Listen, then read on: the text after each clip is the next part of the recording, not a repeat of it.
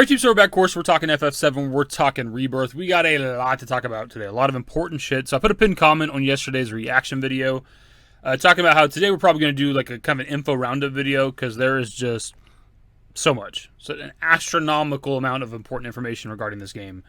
That we can do the trailer breakdown like tomorrow or something. Like this needs to be talked about today, because we have all kinds of shit. We have like runtime, we have like save transfer related type shit. They kind of just straight up tell us that we're not going to have all the playable characters in this game. But most importantly, they tell us where the game's going to end. The location, the point of the FF7 original story, where the game's going to end. And it's not North Crater. So first off, let's hop into these dev messages we got yesterday. FF7 Rebirth has been set for release on February 29, 2024. The second installment of the Final Fantasy VII Remake project will feature elements from the previous game, as well as greatly enhanced features such as the vast world map to explore and synergy abilities with party members. The story will unfold more dramatically than ever before with a rapid pace of major twists and turns. We know fans are dying to see one scene in particular. Final Fantasy VII Rebirth can be enjoyed on its own as a standalone adventure, with the party leaving Midgard to explore the wide world beyond. But for those wishing to deepen their understanding of the story, a recap of the previous game will also be provided. We hope that both fans and those who have never played Final Fantasy before will enjoy this game. Yoshinori Kitase, producer. But yeah, there's not really a whole lot to be derived from that, other than the confirmation that there's going to be like a recap video provided, which has been a popular idea for a while, ever since they confirmed that Rebirth was like a standalone project, and you can hop into this first if you've never even played Remake or FF7. And that might be what we're seeing in the trailer, because they do show a lot of like the ending of Remake at the like end of the new trailer.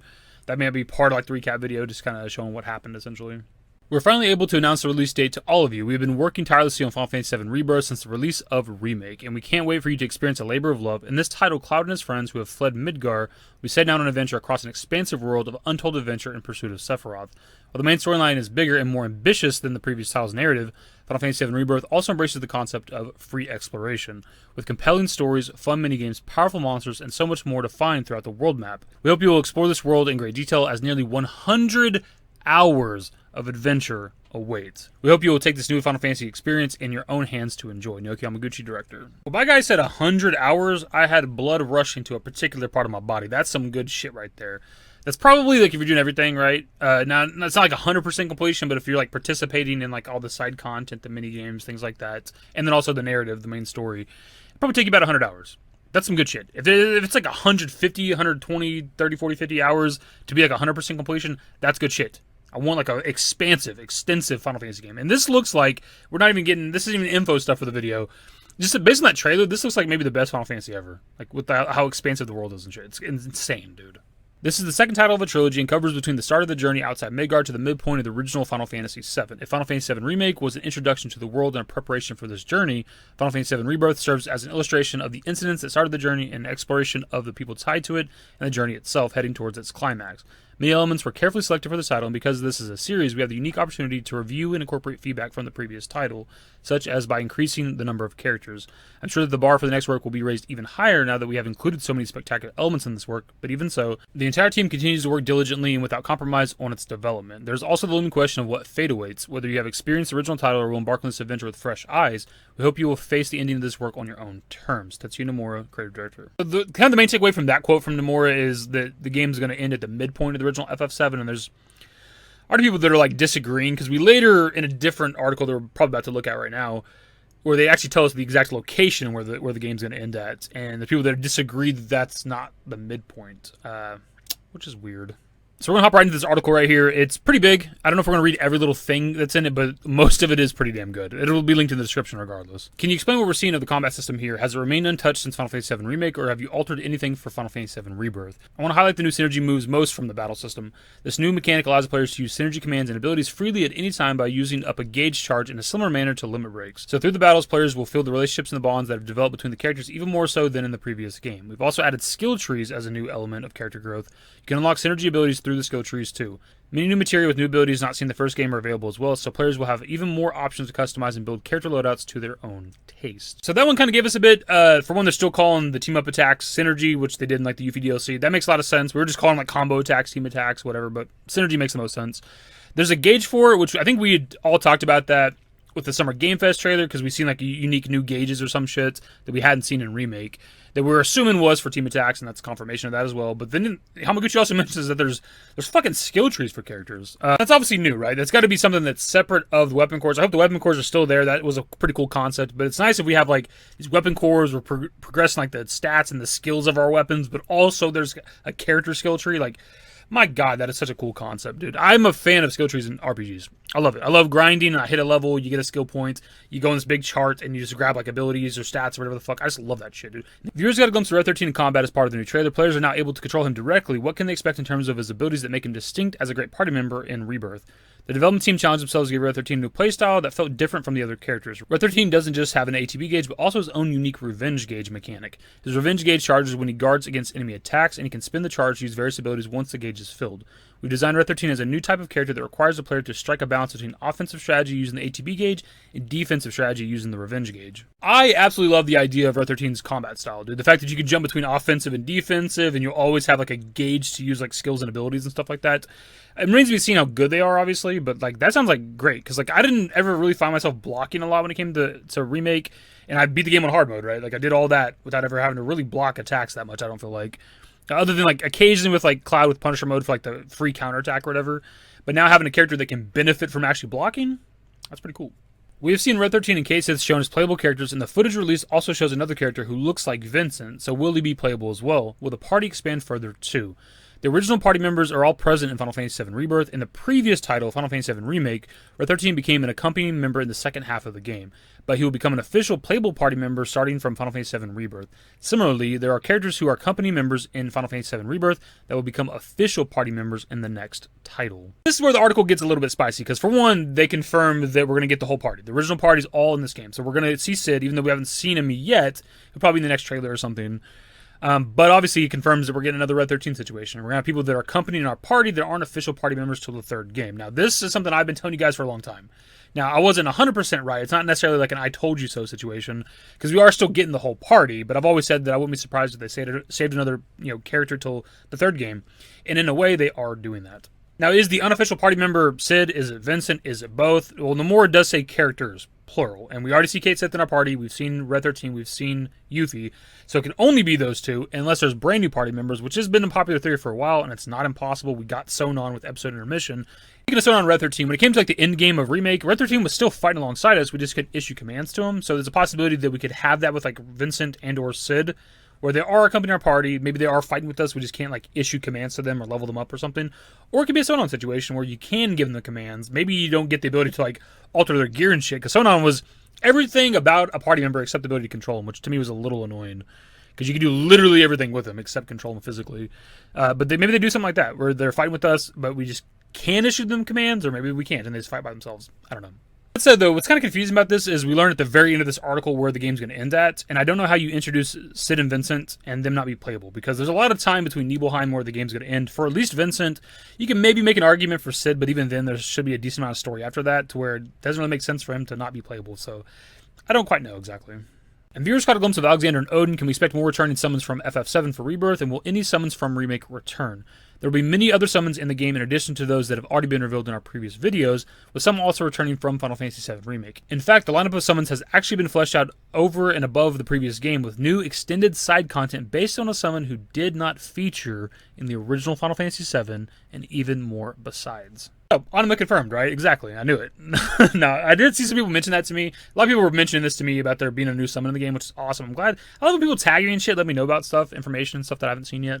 We talked about this already, right? We've kind of called this as well. We've called quite a bit of things in regards to Rebirth, about there being new summons that were never in Final Fantasy VII. Now, what that's going to be, I don't know. Would Anima be cool? Yeah, it's my favorite summon, of course. It's a lot of people's favorite summon. I still think Fenrir makes the most sense. If it's not something from 10 or Fenrir, I don't know. I'm not sure of like the most iconic summons in the franchise that aren't in 7, because most of the iconic ones are.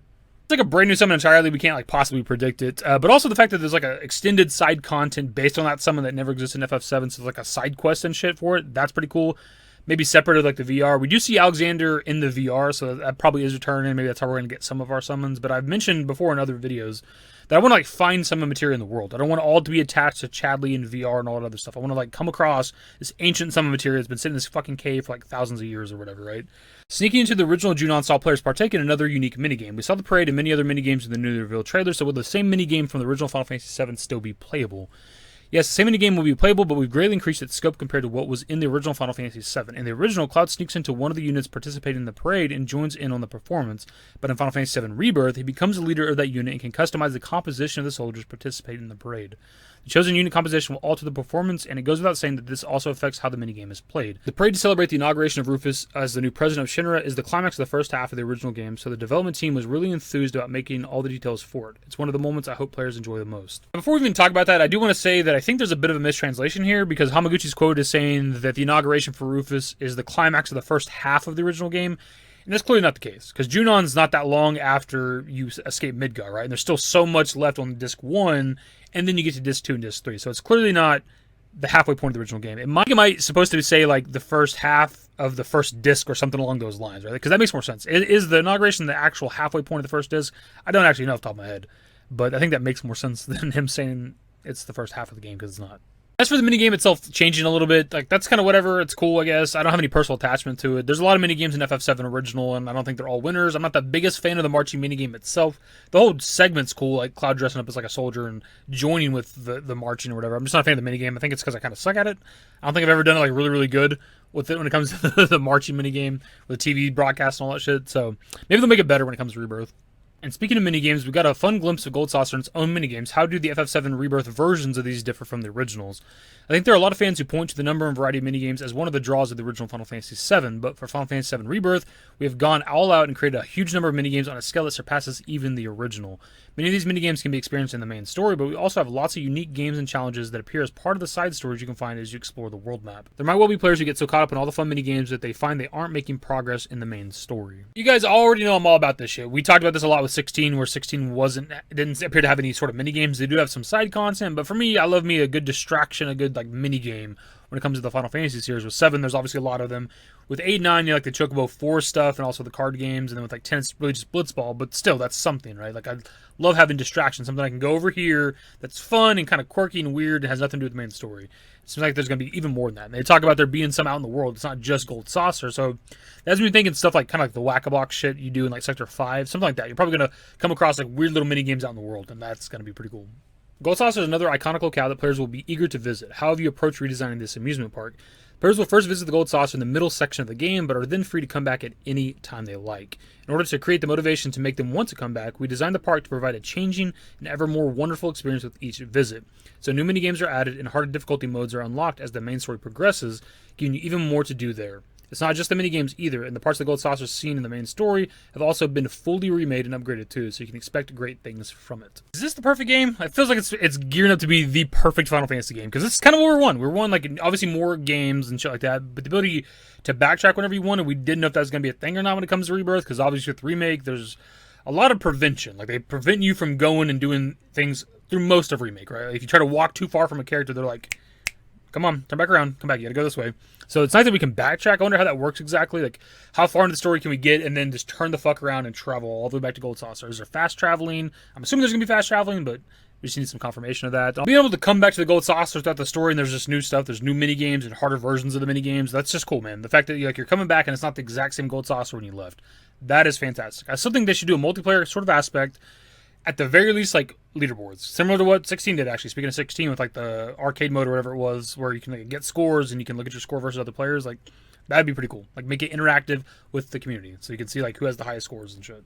The trailer also shows moments of the party exploring lush exterior open areas. How do those large areas work within the context of gameplay and story? Once the team leaves Midgar, Cloud and the team's major objective in Final Fantasy VII Rebirth is to follow and track down Sephiroth across the expansive world they find themselves in. Put a lot of emphasis on exploration-focused game design with this title, as we wanted to create the feeling of going on a journey while traveling around the world in pursuit of evidence of Sephiroth's movements. Now you're several years into remaking iconic locations of FF7, with Remake being so successful, do you feel less pressure to match fan expectations when reimagining beloved areas and moments? As Final Fantasy VII Rebirth will take players to various locations across the whole world, we need to recreate the massive FF7 world map that would also incorporate places such as towns and dungeons within itself. To do this, we dug deeply into the feeling of each different region and reflected that in the graphics, creating areas that look and feel quite diverse.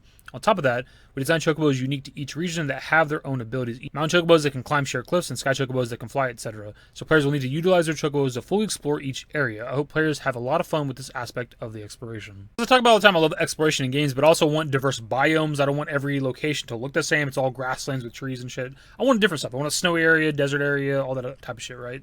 A beach kind of area like Costa del Sol.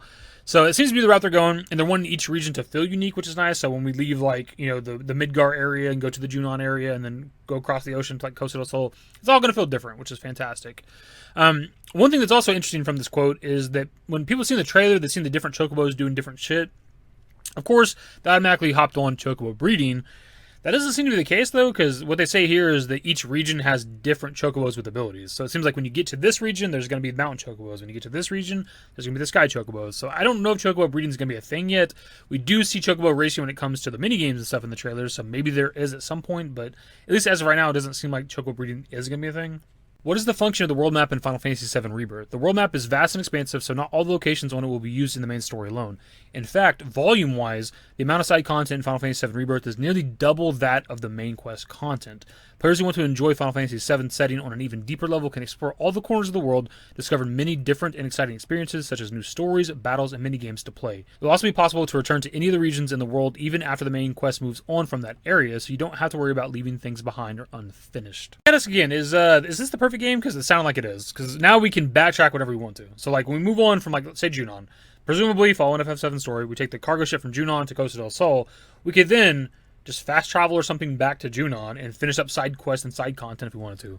Like, holy shit. Like, and it seems like nothing's missable, right? That's what I said. Like, you don't have to worry about leaving things unfinished. So you could maybe just, like, speedrun the story if you wanted to, get to, like, right near the end of the story, and then just kind of fast travel back to, like, the previous locations and, like, finish up all the side content and quests, and then finish the game if you want to. Like, that's fucking fantastic, dude. Of course, that's not what I'm doing. I'm going to be fucking extensively searching every single area. I'm not going to leave an area until everything that I'm aware of is done, because that's how I fucking play games like this. So it's gonna be good and bad. And it's nice that we are missing side quests and shit, dude, because like that was what was somewhat annoying about Remake too. Like, again, they feels like they were just kind of fixing everything that was technically wrong with Remake, because you obviously can only do side quests in like certain chapters when it came to Remake, and then once you moved on to the next chapter, it's not like you can go back to this sector for when you just can't backtrack unless it's very specific chapters.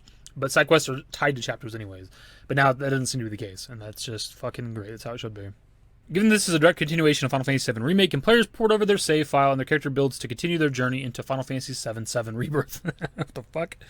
We've announced that the Final Fantasy VII Remake project will be a trilogy and that each entry will be a standalone game in its own right. Because of this, each game's balancing is done independently, and a player's levels and abilities will not carry over from one game to the next. However, we have created some special bonuses for fans who played the previous game, allowing them to start with a little something extra. This one, unfortunately, isn't I Told You So. I've been telling you guys this for a very long time, that save data would not transfer. Like, I've been trying to get that point across for a long time. I know it's going to be unfortunate news for a lot of people, because a lot of people feel like if shit doesn't carry over, the time was wasted, which I sort of understand, but also it doesn't really make a lot of sense, because there are countless games out there. In fact, a majority of games out there where the sequel doesn't have anything carry over from the first game. Now, there's plenty of games that do that, but like it's pretty common for like the sequel to just be like you start out level 1 character type shit or whatever. I think they could maybe give us a narrative reason as to why with Rebirth. I think that would make a lot of sense. You could do like some singularity type shit or whatever, right? We go into the singularity, we do all of our shit, we come out, we're like refreshed, restarted. You could do that. I don't know if that's going to be the case. I don't know if they're just going to start us out at like a particular level. Like Yuffie starts out at like, what, 20 or something like that with the episode intermission, 20, 30, something along those lines. I don't remember. So maybe we don't start at necessarily level 1. We could also have like, you know, kind of early game gear with like weapons and like materia and stuff like that. I don't know entirely. But yeah, save data, confirm not transferring. Bonuses that he mentions, I know I've seen that if you have like a save on your PS5 for Remake, or I guess specifically Intergrade, you get like Leviathan and Rama. I don't know if there's anything else. That seems to be the only thing that I'm aware of right now. Not much exactly. I mean, they're cool summons or whatever, but that's it. There was a scene with Cloud and Sephiroth fighting together, but will the player get to control Sephiroth in Final Fantasy VII Rebirth? If you played the original Final Fantasy VII, I'm sure you can guess which scene I'm talking about. You'll be able to control Sephiroth in the same scene in this title as you did in the original. This one's just a little bit confusing as well. I'm thinking another mistranslation here or something, because Nomura is saying that we can control Sephiroth in the same scene as we did in the original FF7. He's not controllable in the original FF7. It's entirely AI. Like, when you're fighting with Sephiroth during Calm Flashback, he's doing his own thing. You only have to get to use, like, level 1 Cloud, right? Like, so, it doesn't make a lot of sense. So, either he's saying you can control Sephiroth in Rebirth as much as you did in the original FF7, which is none. Or he's just saying that you can't. You can like use him in combat and stuff like that. Which that's fine. I'm perfectly fine with being able to like switch to him in combat, or maybe at the very least like issue commands to him. But my problem was always people think that there was going to be a playable Sephiroth outside of combat in the Calm Flashback, which doesn't make sense narratively. Like I don't want to blame like Max entirely for like the controllable Sephiroth outside of combat, but when it came to that little teaser trailer we got for the 25th anniversary live stream, like during the segment where like Cloud and Sephiroth are like walking up to the cliff edge, like in Max's mind, like Cloud's doing this like impossible animation for the PS5 of Cloud simply like kind of mantling over a rock or whatever. So like in that moment we had to be controlling Sephiroth. And it just doesn't make sense narratively because it's the Calm Flashback. It's the story being told from Cloud's perspective. Why would we be playing as Sephiroth outside of combat? That just doesn't make sense. It'd be only fan service, which maybe people are fine with that, but it just narratively does not make sense. Wait, what are you implying? That I died? That I'm some kind of imposter? Not long ago, I just platinumed Shadow of the Colossus, and that game's like 20-something years old, and I'm pretty sure there's like general mantling animations for smaller rocks and stuff like that, but with the camera angle moving the way it does, I'm pretty sure that segment's a cutscene anyways. I don't think we're even controlling Sephiroth and Cloud at a particular moment in that scene anyways. The Gold Saucer appears in the newly released trailer, but will players be able to enjoy the much-anticipated date scene on the Ferris wheel too? Naturally, this is one of the major highlights of Gold Saucer, so it is included in the game. Please look forward to how it will appear in Final Fantasy VII Rebirth with its high-resolution visuals. So that right there is not really a surprise. I mean, I think we all kind of expected the date scene to be a thing. What I'm not sure of when it comes to Rebirth is whether or not there's going to be a choice of who you get to go on the date with. Because choices weren't really a thing in Remake. There were certain things you could do, you could choose to do, right? Dialogue options, things like that. But there's aspects of the story like, you know, buying the flower from Aerith and giving the flower to either Tifa or Marlene. Those choices were taken away from us when it comes to Remake, so I don't know if we're going to have a choice that decides a date when it comes to Rebirth. And if that's the case, like the default choice with the date in the original game is Aerith. And like unless you go kind of out of your way, so to speak, to get somebody else, like you're almost always going to get Aerith unless you're just mean to Aerith through the whole game or some shit, which I've definitely done that. But so if there's not going to be a choice, it's most likely going to be Aerith. But maybe we could also just go on like the date with all the characters that are in the party. Maybe that could also be a possibility. But like the story date scene might be Aerith unless there is choices. And here we have probably the craziest bit of info from all of this. Final Fantasy VII Remake showed the story up until the escape from Midgard, but what point does Final Fantasy VII Rebirth take us up to? We've mentioned this a few times before, but the order in which you can explore the locations is not the same as the original Final Fantasy VII, and there are some shifts in the order. For example, Wutai, one of the major locations, is not part of the route in Final Fantasy VII Rebirth and will be visited in the next one. Although there are some changes in the order of the locations depicted in this title extend up to Forgotten Capital, where the greatest fate of Final Fantasy VII awaits you. This is another one that I didn't necessarily get right, but I've always said in my videos that I felt like North Crater was too far. Now, when we learned the game was 2 discs, and if that's potentially 2 playable discs, we still need confirmation on that. One might be an install disc, whatever. If there was like 2 playable discs, then maybe that's possible, I guess. But it just always seemed like that was too much content. Because you're talking that's the entire goddamn world map. What would they do for the third game if we went all the way to North Crater? Like, there's very little locations after that, unless they just add a bunch of new shit, right? And we have confirmation, Forgotten Capital. This is where, spoilers for some reason, if you're this far into the video and you've never played FF7. But Forgotten Capital, of course, is where Aerith dies. That's where this game is ending. I would be surprised. Hear me out on this, and I don't want to... conspiracy theory, I guess. I'd be surprised if she died. Only because if they're ending the game here, it's like way too predictable. I know there's going to be discourse on this, and that's perfectly fine. That's kind of the beauty of the Remake project, is all the discussions and the debates that we have. It just seems too like dumb and weird to like just give away your ending. Like the game's ending, and Forgotten Capital, Aerith is dying, and then we're going to pause for 3 or 4 years and then come back to you with the third game. Like that is, I don't foresee that happening. I don't foresee them giving away the ending of Rebirth that easily. Now they could do Forgotten Capital and something else happens afterwards, kind of like with the Remake. We knew Remake was Midgar only. We knew we're ending on the highway, but then there's the whole fucking singularity shit. They could do something here too, like post Forgotten Capital. There could be something that takes place after. Maybe she does die, and I could be perfectly... I'm not even like this biggest defender of Aerith living. I've just talked about that theory before. I still think she's going to die at some point. I don't think she's surviving the Remake trilogy, but she doesn't have to die at Forgotten Capital. This is a highly debated topic, and it's never going to stop until we play Rebirth. Now that we know it's going to Forgotten Capital, we'll have an answer with this game, which is nice. There's just a lot I expect to, like, them to change potentially, just because of what they've been doing with the Remake project. Like, for one, with the ending of Remake, and then them re-releasing Crisis Core Reunion, right? Or Crisis Core in the Reunion version. Like, if Zack's dead the whole time, like, I just think that's kind of shitty. Like, and he could be dead, and there's evidence to support that. I'm not... And the debate's going again because of the recent trailer, and we'll probably talk about that relatively soon. But yeah, it's like, if Zack's been dead the whole time, it's like, yeah, we kind of expect that. There's not this twist, there's not this turn, there's not this red herring, because that's what it should be based on an OG FF7. Him being alive is better in almost every single way. think subverting expectations with the Forgotten Capital is technically better too, because we're already expecting it. We're gonna walk. Aerith's gonna go away from the party at some point. We're gonna follow her to the Forgotten Capital. She's gonna be there praying. Sephiroth's gonna come down from the sky, stab her. Holy's gonna activate. Cloud's gonna be like pissed off or whatever.